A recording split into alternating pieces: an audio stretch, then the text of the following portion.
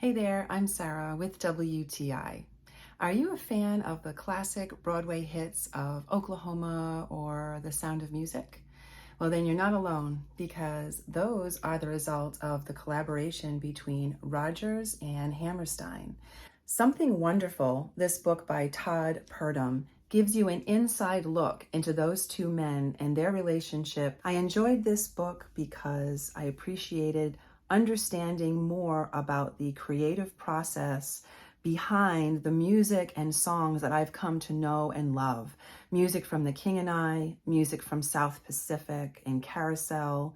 You get to understand their personalities a little bit more. Richard Rodgers and Oscar Hammerstein, they wrote dozens of Broadway shows separate, but together they pioneered a new art form, the serious musical play.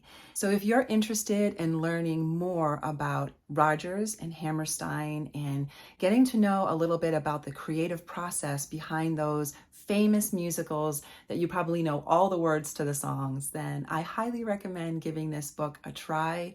I found it to be very interesting, and I walked away with a deeper understanding of these two men and their creative process.